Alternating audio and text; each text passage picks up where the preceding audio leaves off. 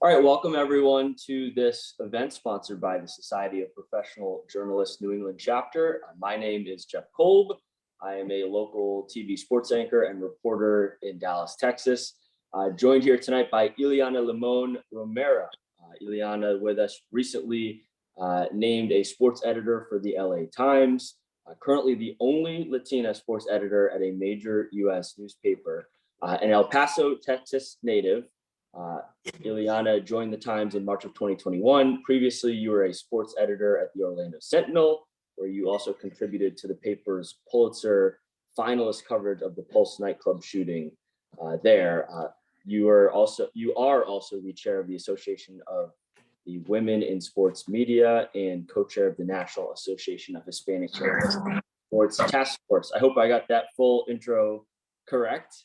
First off, want to congratulate you on the promotion and also make sure you're not muted because it kind of looks like you are at the moment. Give you a moment to unmute. Thank you. Great to have you. And as I mentioned, your new position, if you could just start by giving us a snapshot of what this job is like. Wow. Well, thank you so much for the introduction and welcome. It's an honor to get a chance to come over and talk with you all and have this opportunity. Yes, it's a lot of titles and a lot of different things. I'm the sports editor at the Los Angeles Times, essentially running day-to-day operations, a team of a little bit more than 30 people covering a wide range of sports from the high school, college, pro, international athlete level based in Los Angeles. We cover lots of Southern California teams and what Southern California residents are passionate about. And because it's such a diverse community that takes us all over the country, all over the world, it's a huge opportunity and a big honor. I am the first woman to serve in this role in the Los Angeles Times' history and the first Mexican American, which is really a big deal in this community because it's a 40% Latino population and a majority of that is Mexican American. So I feel honored and privileged to have that opportunity. It's sort of funny. It's really hard for any sports journalist and any journalist in general. Like, what's your job like? I don't, it's different every day. It's wild. It's directing coverage and it changes every day. And that's what's really exciting, I think, for all of us. So in summation, just trying to come up with great ideas and great stories that help our team flourish and help cover the community that they're in. I guess for people who might not know the newspaper business like you have throughout your career, what are some of the different tasks that you're involved with on a day-to-day basis at this point? Are you doing much writing? Are you editing copy? Are you deciding assignments? How does that play out? I came up from the deputy sports editor role, so I'm still in the process of hiring a deputy sports editor. That job advertisement just went up if anybody's interested in applying, but yeah, generally I am doing a little bit more day-to-day editing than I typically would once we're fully staffed and up to speed. I did come up as a reporter who wrote, and so I leave open the possibility of writing. I think it's good and healthy for the leader of a staff to be able to do a bunch of different roles and to understand what everybody on the team does. So I think from time to time that may come up, but it's definitely not the front burner thing that I do right now. The writing is something that will be kind of an added bonus, not so much part of my day-to-day. Really, I spend a lot of time talking with different groups. We organize ourselves a bit by sport and by beat and encouraging people to come up with some different ideas, to focus on some different creative ways of storytelling. And we come up with the ideas and then decide which medium and which platform they go to. So some might be really digitally or visually driven, and some might be audio and podcasts, and some might be traditional storytelling people are used to, either in a newspaper or on a website. We look at just trying to be really interesting and tell people things that they don't already know. We can talk more about the digital part coming up, no doubt, because I know a lot has changed, of course, with the newspaper industry in that element of it.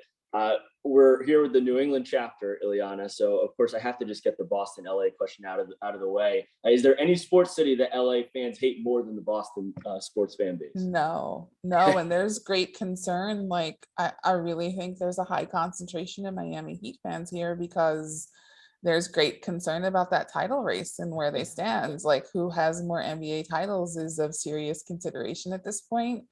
I think probably it's most heated it feels at the moment in the NBA space, but certainly, I think there's just general animosity in general across the board. Well, we'll see if everything all right there? Yeah, fire alarm here in our building, but I think it's fine. If we can just mute me really quick, that probably would help us. We can continue the conversation. Yeah. Okay.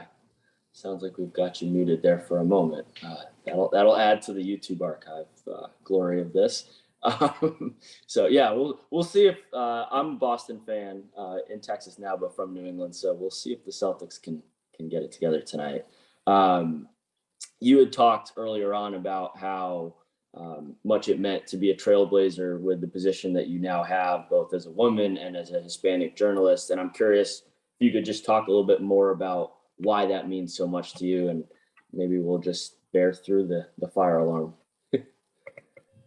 Yeah, I'm sorry, guys. I think you're just gonna have to bear through like the fact I'm like trying to think, can we pop outside and do some different things? I think we're just gonna have to barrel through. I'll speak louder, and if you all can't hear, just let me know, but we'll just We can hear you power through from that end. Yeah. Yeah, I'm sticking with the headphones and the microphone, see how that goes from your end, and I'm happy to stick around longer to answer follow-ups that are just like not as clear. In terms of it being different, it means a lot in the sense that it means a lot to others who have the opportunity to feel like they can come through and pursue these opportunities. That being different or being the only one in the room doesn't necessarily mean that it's a limitation or something that will hold you back, that you have opportunities to pursue every job and every role possible within sports media, that those things are absolutely attainable. So that's really the biggest influence and biggest impact.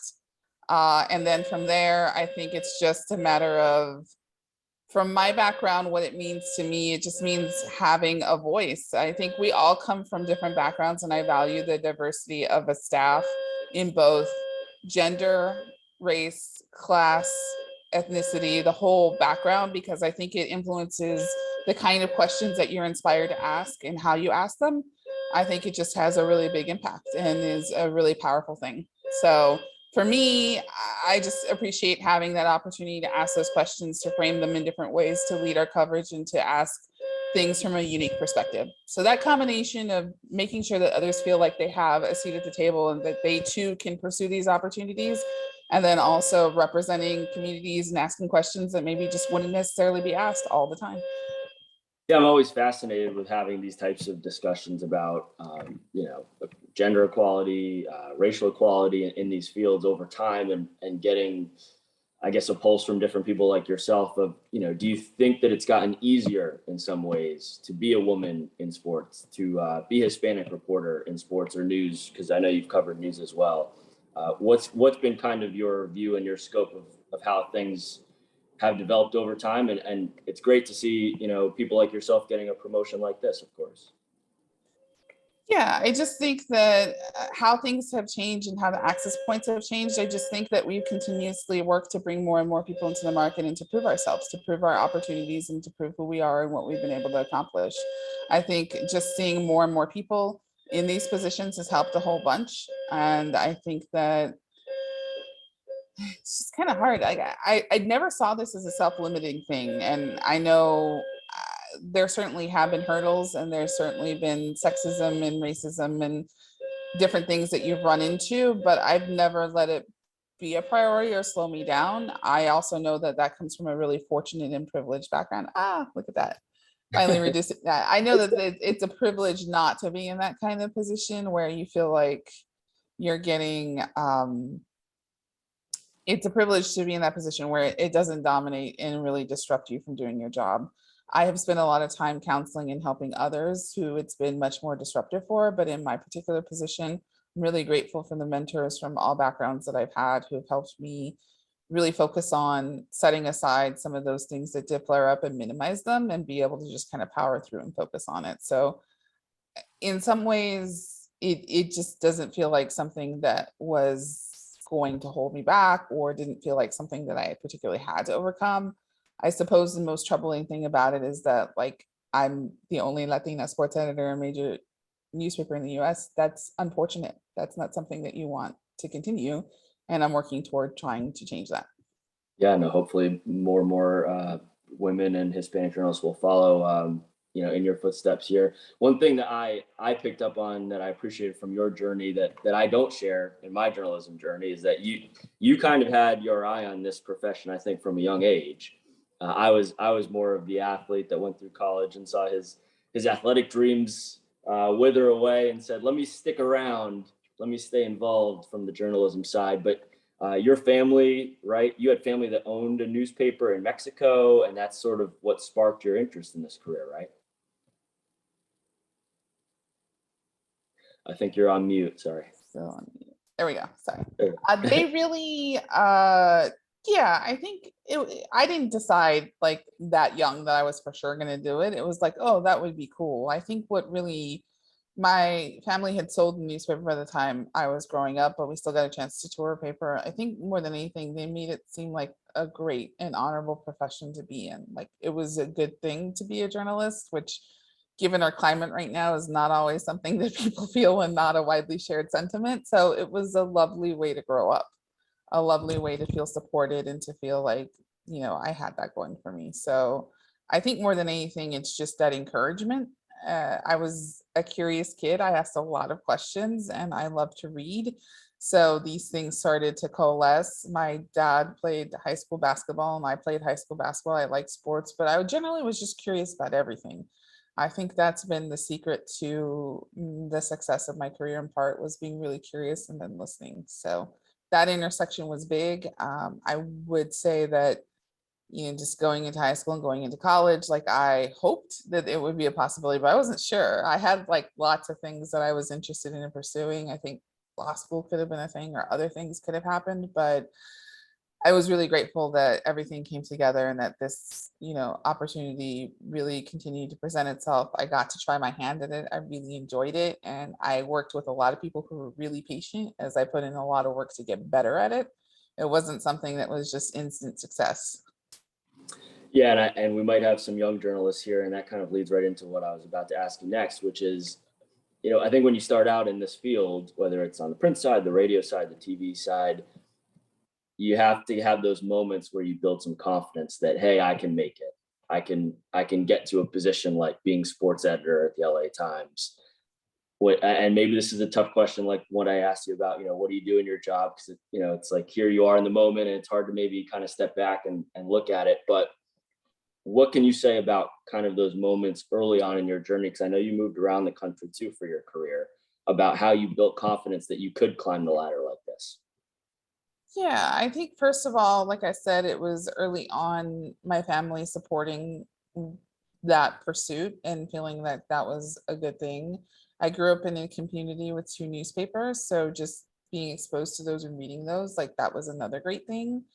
I think, I learned there was a famous journalist from El Paso, Ruben Salazar, who worked at the Los Angeles Times and was very successful, and that was like a great point of pride in our community. So he was one that like people look to, like, hey, like you possibly can continue to do that. And then working with different affinity groups, I think working with the National Association of Hispanic Journalists, eventually also coming through with SPJ and with the Association for Women in Sports Media and just various groups that I think it's really important to find backing as a journalist and to find those external support networks because they can help you a ton. This industry is a lot about, when people make hires, there's a certain comfort level that they're going for. And some of that is who they know. And so to sort of break in and to get that opportunity and get those things, you've got to open yourself up to joining groups and introducing yourself and networking and trying to put yourself out there and let people know what you're interested and curious in. And I was really fortunate. Went to the University of New Mexico, had some really great mentors there. I went to my first NAHJ convention in college and had great support there. I later heard about SPJ out of school. I didn't know about it. University of New Mexico wasn't affiliated, and that was like, ooh, I wish I'd been there. I wish that opportunity had been there when I was still in school. But there were other collegiate media associations and competitions that I got to participate in. And then the Chips Quid Scholar Program was something that Gannett ran at the time that was really helpful for me and has been helpful for a lot of different journalists. I didn't know about the Sports Journalism Institute or the Association for Women in Sports Media until much later. But once they did come into the picture, it was something SJI helps mentor sports journalists of color and women as they're going through and helps them with training. And then it's in its 30th year placing people in internships. So I tried to support that because I wanted to see people continue to have those opportunities. And with awesome, the Association for Women in Sports Media, it was another good opportunity to build support, build community, and to build connections and mentors who could help you. And so through NHJ, I had opportunities to serve on panels and collaborate and learn from Kevin Merida, who was somebody who was just at the Washington Post at the time when I first met him. And then he ended up at ESPN. Now he's the editor of the Los Angeles Times and promoted me into my current job. So these are things where you collect mentors and people in your life, you make connections, and you just hope for the best. Ah, here we go again. We were hoping that wouldn't happen again. Oh, there it is. Just the one time ring. Not to be redundant, but I'm glad you bring up the networking point. And I think that's something that no matter what level of this industry you're in, everyone can use tips and advice on best practices for going about that. What's the biggest thing you learned about successful networking, and what would be your main advice to people about how you reach out to people in higher places, how you build the network that can help you climb that ladder? Still going. No, okay. It stopped, but I needed help unmuting. Yeah, so I think the biggest thing is to really be specific. I think when you're asking other people for time, we're all busy. There's a lot going on. There's a lot of different things happening that you have to negotiate and deal with in all of our lives. If you just look at yourself and just how consuming everything is, I think it's really important if you're going to go forward and ask for help, be specific. I think if you're aiming especially high, you really need to ask someone for something that can help you, because you're entering in that space and just being like, I want to be you, I want your job is really too broad. It's really tough to ask someone. I think, you got to be specific with what your questions, do your research, pay attention, learn more about the person and learn more about what they're doing, find everything that you can and every bit of information that you can, because if it's readily available online, like, you should know that going into the conversation. And then perhaps if you're broadcast or print, whether it's critiquing your reel or critiquing your portfolio or having a quick look at your resume, these are reasonable things that you can ask someone, or just say, hey, I'm in this position and I just am curious about what I can do to get better. Have targeted questions that be respectful of their time. We're just due for interruptions all the way around.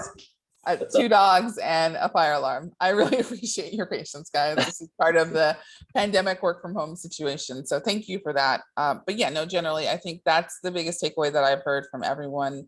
And then, I also think the other key to mentorship is, like, you need a lot of them. You need a lot of people, and they can be peer mentors who are exactly at your level. They can be people who are just beyond you, and then some who are really veterans and experienced. For students who are still in school or recently left school a bit ago, I think those professors are still good ones to hang on to. They're important people who can also be good sounding boards, but you need a lot of people. I mentioned that time thing, and it's really important to know that you either need guidance that speaks to a specific topic that one of your mentors may be stronger at than others. And the fact is, one person who could have been there for you and been the greatest mentor for years may have something happen in their life that just makes it not possible for them to be as present. It's really helpful for yourself if you've built a network, if you've got a lot of different people that you can turn to. And I think that brings up a great point, and something that I think about a lot when I'm trying to network. It's like the dilemma of, can you be too persistent? Because I think a lot of times we lose fact of the reality that maybe someone's not blowing us off. Maybe something came up, or they just lost track of the message. What would you say to that in terms of the persistency aspect of it? I think you have to treat your career like you treat your stories that you're reporting. So you don't want a source to clam up. You don't want a source to feel like, whoa, you're stalking me. I absolutely will not talk with you. This is too much. But you also don't want to completely assume and just kind of leave it out there that they're going to follow up with you. I think being respectful and tactful and having really precise questions that are easy for them to answer and get back to you on is usually pretty effective. I think it's kind of understanding what's going on and reading the situation. If you're trying to move up and get an NFL job and you contact an NFL editor the week of the NFL draft, that is a bad idea. That is not going to get you an answer. If you are specifically looking for certain things, know when sweeps are. If you're looking to reach station managers, know when these things are happening so that you understand and are respectful of their time that you've put in the work. But follow-ups are important. Like, I'm really busy. I want to have the same level of care and connection that I had when I was at a smaller paper, but the number of people and the volume of requests has gone way up. So there's limits, and I will, try to schedule and put people in different positions where I can absolutely do it. But it is much easier, someone says, when can you do this? Or can you talk to me at this time? You try to give a range of times when you're available, try to give a range of opportunities and follow up. But I would say don't send more than one email in a day. Don't send them like for 7 days in a row. That starts to feel off. If someone you were in a relationship, friendship, or otherwise with would think that's weird, then that's probably weird for a potential mentor too. We're getting a camera. Yeah. The symphony behind me.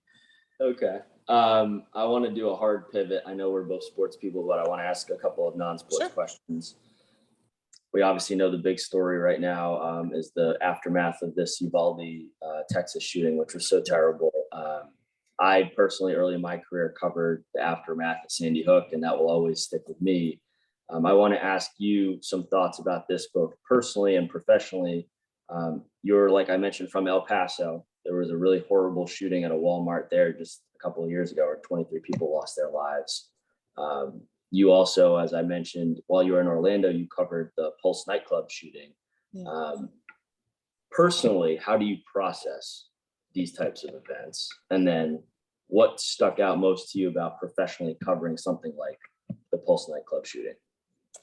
It's really hard. I started off in news, and my first week on the job in Albuquerque, there were like 8 homicides in the first week, and lots of the families wanted to talk. So I had a lot of training in terms of interviewing grieving families and dealing with trauma, but it still doesn't take away from like the sense of helplessness and the sense of pain that goes with covering a mass casualty situation. And then particularly when it hits schools, it just feels so horrible. There's no question about it, whether it's race related or whether it's just systemic problems in each situation. You're left to grapple with a lot of questions as you're covering the news, and that's really hard. I'm really proud of how much we've built up support systems for journalists covering trauma, and I really urge sports journalists to feel like they can be part of that conversation too, because a lot of what we do is very taxing.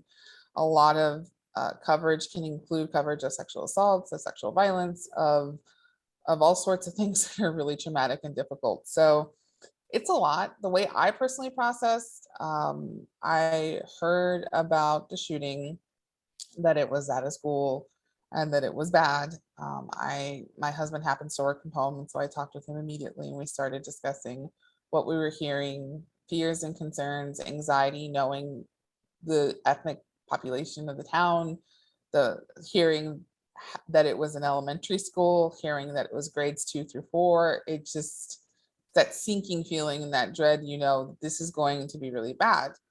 And then the first round of the death toll came out, and it just still, I think to our credit as humans, it still shocked many people and was very upsetting initially. I would be really concerned if it wasn't upsetting and that people just process that normally.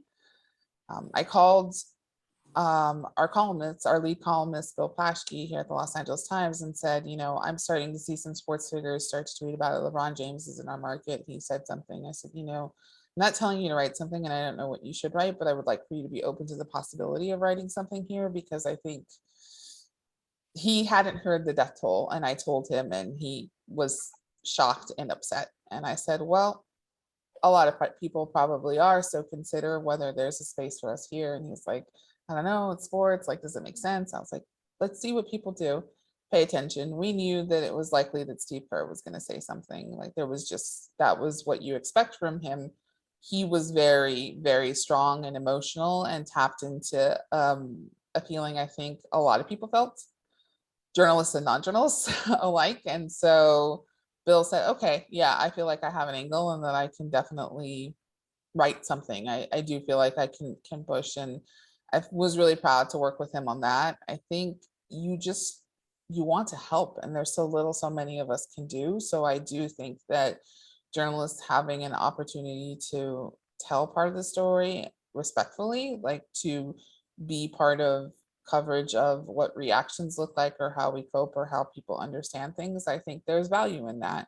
So that's part of my coping process. I also do try to make sure that I disconnect at a certain point, because even if it wasn't just looking at the news, I scrolled through Facebook last night. I have a Right. lot of friends who are parents of elementary school kids, and we're at near the end of school. And their stories of their conversations with their kids was absolutely heartbreaking. The number of them, a university professor that I know in Orlando, whose son was in the fourth grade and she wanted him to go for the last day. She didn't want to take him for the last day of school. She thought, it's fine. It's just the last day of school. I just want to keep him home. I'd feel better about it. And he said, no, mom, I really want to go. There's this stuff happening and there's awards, and don't worry. My teacher locks the door and I know how to hide. Mm. And it was just like all of these things on this Facebook feed. So I think it's being honest with ourselves, like that takes a toll. So it's okay to acknowledge that we are journalists and we are people and that these things take a toll. So I think the counseling and peer support that was offered in Orlando in response to the Pulse shooting, I know what was afforded to what we tried to do for everyone. There's a journalist covering trauma closed Facebook group that tries to send care packages to people who have to go through this, because in our newsroom we received a lot of care packages that meant a lot, because it was difficult covering all the obits and doing all the different things. And we try in Los Angeles to provide support for our own colleagues who are on the front lines of our coverage in Buffalo and the shooting in Southern California, and then another shooting now in Texas. We have people on the team who've kind of hopped from spot to spot in the last week alone. So we try to provide that. We signal counseling, we signal peer support, and then you really just have to make your own calls of how to balance how much you take in. Yeah, and I think to your point about the column or article, whatever it was that Bill wound up writing, I think in these types of situations where there's obviously a story that's just way more important than anything sports related or otherwise, I think that ends up resonating with people like, whoa, like Bill Plaschke is writing about this. Yeah. Like, this is a big deal. I need to Yeah. pay a certain level of attention to that.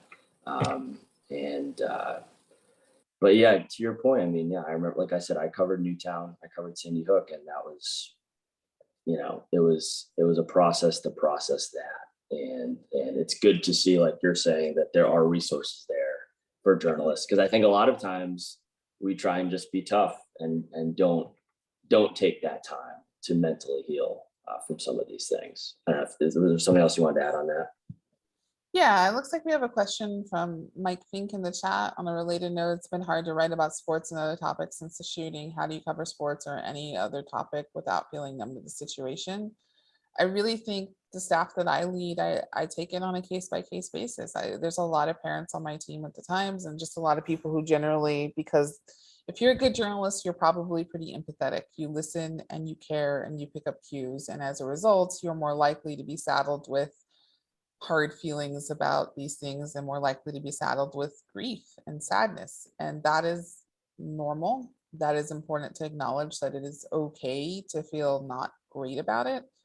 I think it's really a personal decision of whether you feel it's best to continue to work that fulfills you or helps, or if you feel like it's better to pause and take a disconnect and a break. I am glad that there is a holiday weekend coming up for a lot of people, where maybe at least the pace of meetings or the pace of assignments slows down enough to feel like you can catch your breath. But I think it's really a case by case basis. You have to treat each individual as they're going through it as best you can. I do think it's okay to try to find joy in things in the midst of this tough situation, and provide the best that you can and make the most of the opportunities that we have that these poor families that are going through this do not. I think they would give anything to have a normal weekend back with their families. So trying not to deny yourself that is important. And there are lots of different ways that you can be supportive of each other to be there. But ultimately, do not ignore those signals. If they feel like suffocating, that's that's worth listening to and understanding that you should be able to take that time out, that most companies give you that opportunity. I feel like, to me, going back through my day-to-day stuff of what I'm dealing with today in assigning and scheduling, really, I'm grateful that the weekend's going to be without meetings and that I get that Monday buffer too. I think that's what I look forward to. And it's just trying to spend more time with my family and engage in that way. It feels like the best way that I can cope, but each person's different. You shouldn't ignore it. It's okay not to feel good, but if it feels like it's suffocating, then don't ignore that and look into options for help. And if anyone else has questions, I'll do a better job here of checking this chat. Let's pivot back towards sports. LA, you'd be hard pressed to find a bigger sports market, just with the full scope of things. And being here in Dallas, we have it from all levels. Of course, there's really good, youth and high school sports as well. But obviously, you guys have, two teams essentially in each of the big four pro leagues. NFL on the rise, returning. We saw the Super Bowl. We saw the Rams win. College football maybe coming back up. Lincoln Riley getting back out there to USC. And again, also really great young athletes. What's the greatest challenge, Iliana, in 2022 for covering all of that for a place like the LA Times? I get that question a lot because people are like, oh my God, you're in such a huge media market and you had the Super Bowl, you're getting the college football national championship, some World Cup games probably. Be shocked if we didn't. And eventually we get the Olympics. Plus, you have high school, college, pro, international athletes train here, so many different things. And then all the quirky things that people do that are sports, but aren't maybe measured in the same way. Like how on earth? And it helps having come from a smaller market. Like, I have way more resources here. I think someone who'd feel like, oh, we don't have enough to do all the things. We have a lot of resources, and I really think we just look for the compelling, unique stories, look for the compelling, unique opportunities to tell stories, to cover things that people are most passionate about, and try not to worry about the things. Like, we don't feel like we have to be everywhere. I don't feel like we have to be everywhere. That's impossible.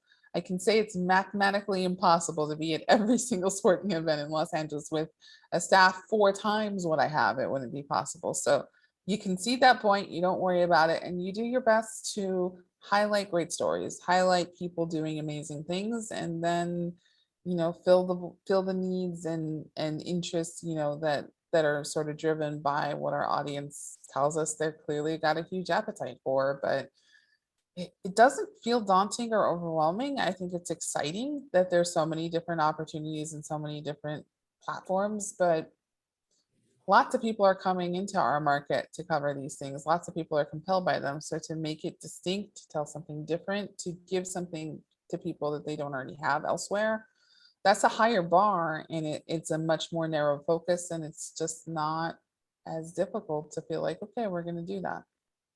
And I think, just to add to what you said, COVID has changed a little bit of how certain things can work in terms of maybe you don't have to be there all the time with COVID, not with COVID, with Zoom press conferences now and other availabilities like that make it a little bit easier to maybe keep a closer pulse on some of these teams when you can't get all your staff there.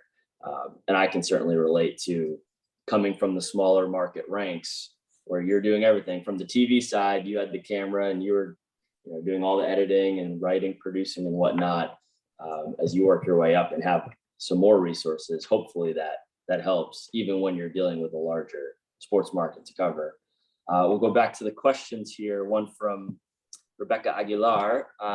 What has been your aha moment so far in your promotion at the LA Times? I think just the overwhelming volume of support. It was something that I knew that I've made a lot of friends in the industry and have a very large supportive family. So I knew that there was going to be a lot of celebration and excitement when I got a chance to move into this role. It is not lost on me that it's a big job and a big opportunity and represented a lot of firsts, but the overwhelming amount of support was still a lot to take in, a lot to process. And people have been very kind and very generous with their praise and their support and their offering to help. So I think that's been the biggest thing, was just to feel that was a lot, was a lot to step in. A lot of the rest of the day-to-day operations, there are a few things that are different, but I was in a deputy sports editor role at the paper, so it was really less of a significant or jarring transition because I was working with the same people from one day to the next, working on the same kinds of projects, a bigger portfolio, more things I'm responsible for, a couple of job searches that I'll be leading. But otherwise, I think the biggest difference has just been how the people have responded. It's really encouraging. It's like your birthday and anniversary or other big milestone times 1,000. It's crazy. That's got to feel pretty good though. Yeah, it's encouraging. Just piggybacking off of that, because this is something I'm always interested in talking with people about as well. Like ultimate career goals, how you think about these things. I know, I had, all right, I want to be on Sports Center. That was like my initial goal.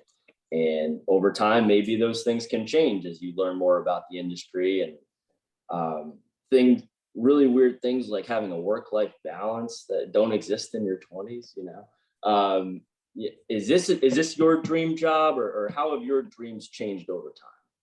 I mean, this is a dream job I hadn't even conceived of or thought was possible or I didn't even think of. Like it was not on my radar. It is not a thing that I thought, you just didn't even think about it. It's so big.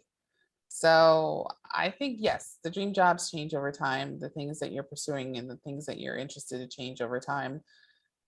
I started off in news and thought like, I want to be a foreign correspondent or do some amazing things. And then it was like, yeah, maybe I want to stay closer to home. That would be an amazing thing, but still try some different things. And I moved from news to sports because of just a great opportunity at a great paper where the job opened up and they believed in me and I got a chance to switch over.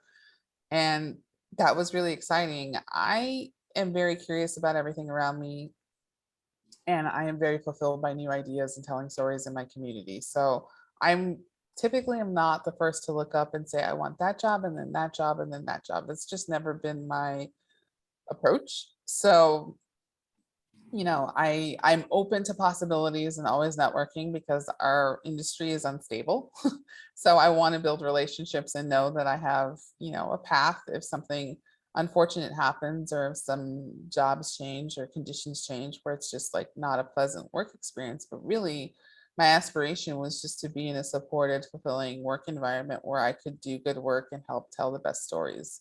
So that was perfectly fine. I was not looking to leave Orlando. I had no intentions or inclinations in that way, but the Los Angeles Times called and I definitely listened because the Los Angeles Times called. So I was open to that possibility, and it took a lot of work. I was in a different space in my career where I think in my 20s I would have been like, are you kidding me? Just go. And later on I was like, well, I have a lot of questions. How supportive is this environment going to be? And how is this going to work? And what is worth moving across country for? And I think I got great answers and great feedback. I knew that there would be many challenges. There's a lot of changes and transitions we're trying to go through in terms of audience and doing things digitally and pushing to grow and be creative.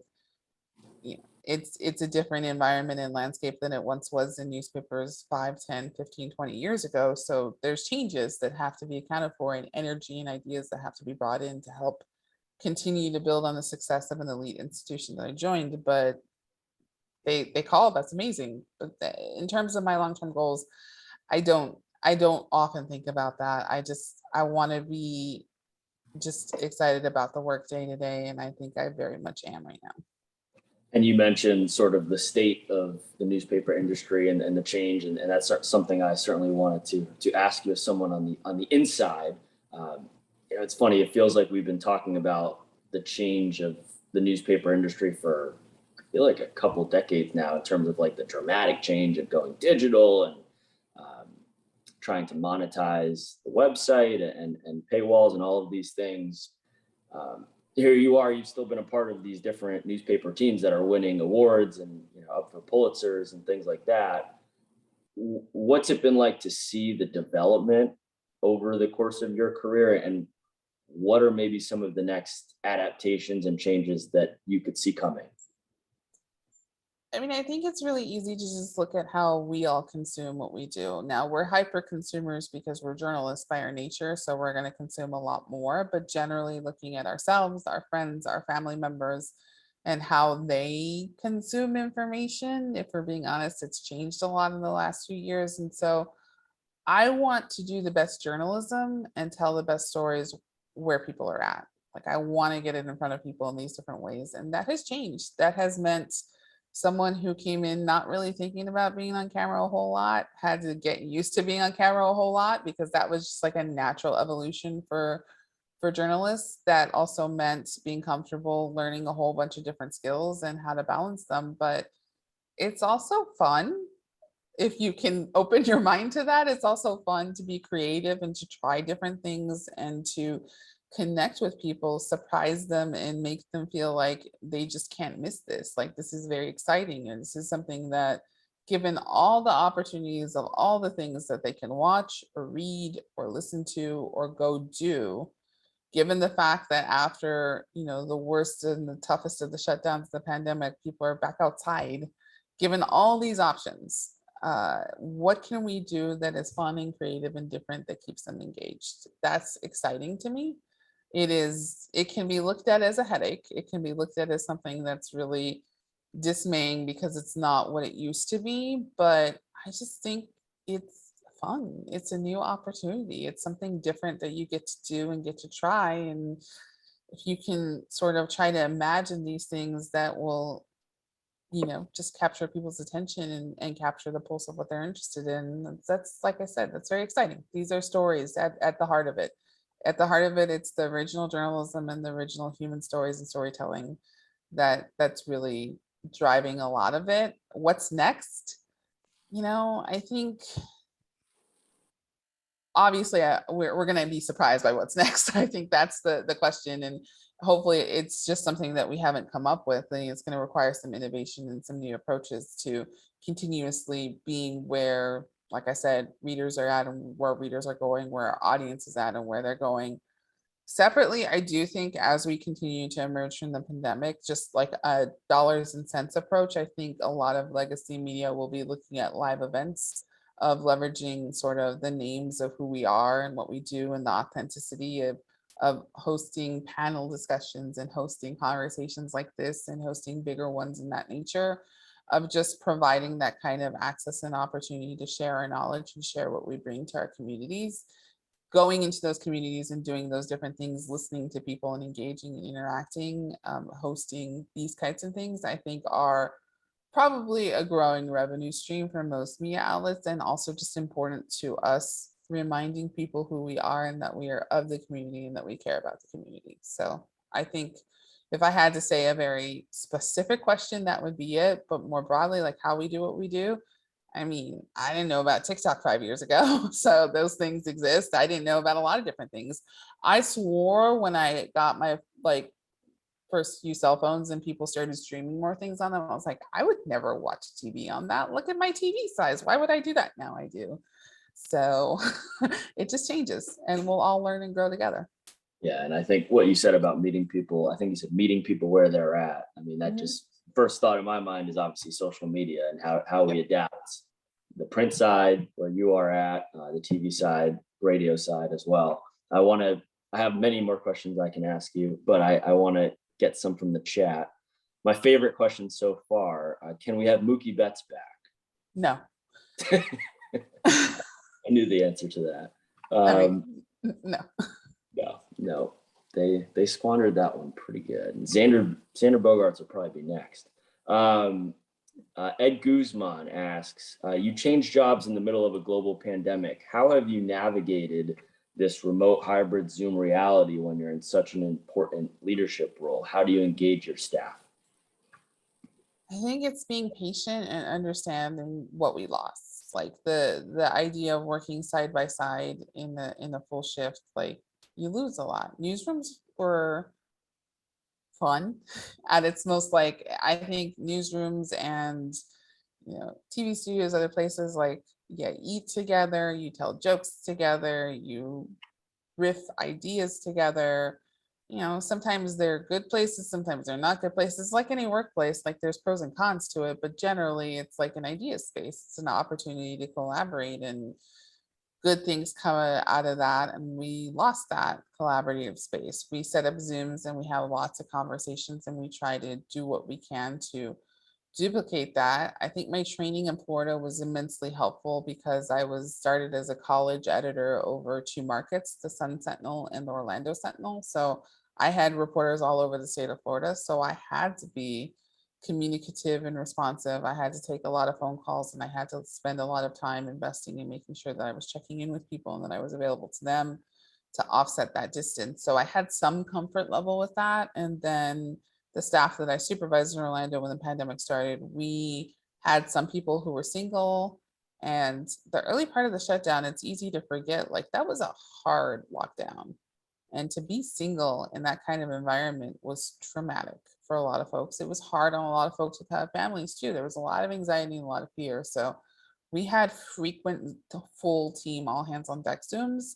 And that meant that there was just a place to listen and a place to be together, and a touchstone for them that like meant I can come back to this conversation. So by the time I got to Los Angeles, things had loosened up a little bit. We're still all on Zoom. We have a doctor who is our owner who is very serious about COVID. We're not back in office fully. We do have a percentage of our staff that's in, and I go in frequently. Probably should have been in today to avoid fire alarms, but still, there's a percentage that goes in, and that's helpful. But still, then you get to the realities of, okay, what were the benefits? Like they in Los Angeles, those commutes were monsters.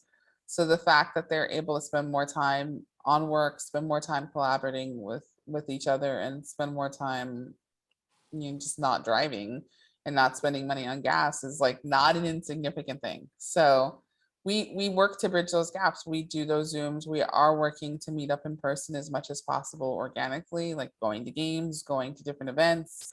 And I'm setting up some different times for the teams to meet up at different places to see if we can have a full staff meeting and try to pull people back. You do what you can, and you're as creative as you can, but it does require a lot of patience and understanding, like we lost some things, and you just have to be patient, acknowledging that some of that collaboration is just not something you can replicate easily, and understand that. And then also just understand that you're going to take a lot of phone calls. You're going to spend a lot more time on the phone trying to catch up on what you're missing from being in the group. It really is crazy you bring up, early pandemic and thinking back to like that work meeting was like the highlight of your day. It was like, I can't believe life ever was like that. Mike Fink has a question here. On that note, from an editor perspective, do you look for more graphs and data charts and people who can design them for stories? I'm trying to recall what note we were on about that. Yeah, just different ways of engaging with people, I'm guessing, is what that was about. And I totally understand. I think, yes, I think what I try to do is engage and alert as many people as possible to these ideas as soon as possible, so that the best creative talent that we have can come together and suggest, like, that would be good for this. Planning becomes really important, and communication becomes really important, and I'm in the early phase of getting that figured out. I do not have it. People tell me, wow, you're super organized in your department. I feel like I'm not. I feel like we're still figuring it out and catching up. But when you can signal to others what you're working on, more things are possible. More graphs, more charts, more other things. And I think you just take the wins where you can get them. You set them up a little bit at a time, and sometimes the answer from graphics or anybody else who's in a position to do that is like, no, I don't have time. No, that's not going to be a successful project. No, that's like not doable.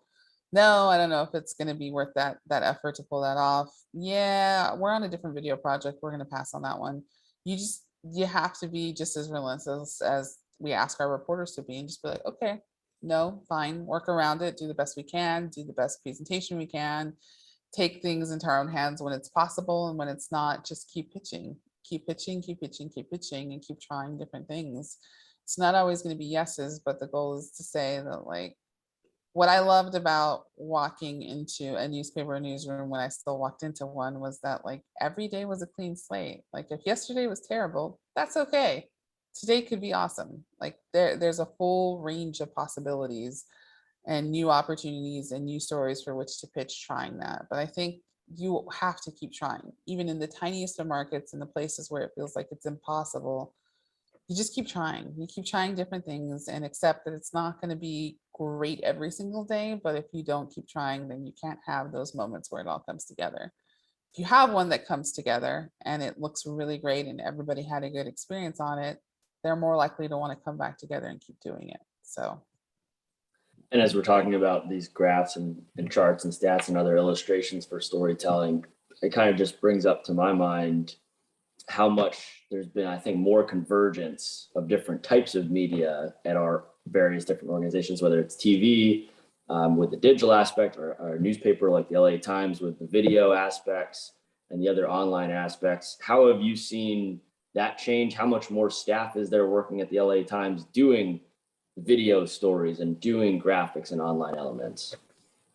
we're growing there, but there's never enough. Like I think everywhere you go, it feels like there's not enough. And people will tell you, well, you should have seen how many people we had before, or if it's a new area, boy, we don't have as much as everyone else does. So it's exciting. There's so many more resources in the place that I was at before, but there's also, and there's buy-in and collaborating and working across the board and trying to do different things and be creative and be a borderless newsroom where we don't have a lot of walls or silos between departments, but ultimately there is a finite amount of resources and a finite amount of time. So, you know, you'll get, like I said, yeses and nos and different opportunities that work and different opportunities that don't. But I think back on the signal again. First, but no, I do think that there's just a lot of different ways that you can be successful and work with those resources. I do feel grateful that, like I said, there's a ton more. There's award-winning video journalists that didn't, I think they've had different stints with the Times and have been there for a while. This is not like a newspaper move to video isn't like a brand new thing, but it's growing and it's great to see how it continues to grow and how much investment it has just continued to surge and how much visual storytelling is considered integral to what we do and not just like additive or a separate thing or a side thing. I know we're running out of time. I wanted to get this question in though before we wrap. I think more and more over the last few years, I've seen more articles about the challenges for people to get into journalism, whether it's print, TV, radio, whether it's lack of pay, hard hours, lack of support in newsrooms from leadership. We're talking about mental health earlier, things like that, taking care of your employees, and people burn out. That's always the term that I hear. People are burning out. I'm curious, what's your advice, Iliana, for people looking to get into this or who are early on into this about how to make it work, how to survive in journalism here in 2022? She needs to unmute. Hey guys, can we unmute her?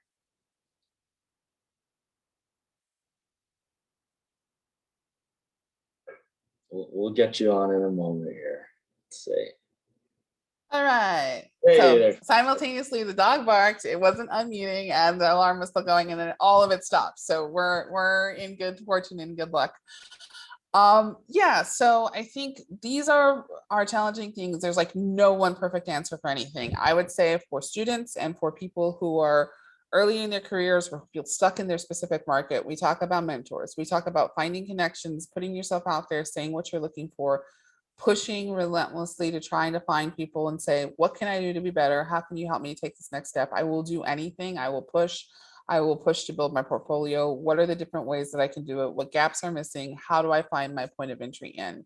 And if you run into people who are not helpful, then you just keep looking. I think generally a lot of journalists do want to try to help, and you've just got to keep banging on those doors and keep showing that you have the heart and the hustle to try to get in and make it happen. SPJ is incredible in one specific area above all else. The SPJ's toolbox is out of this world.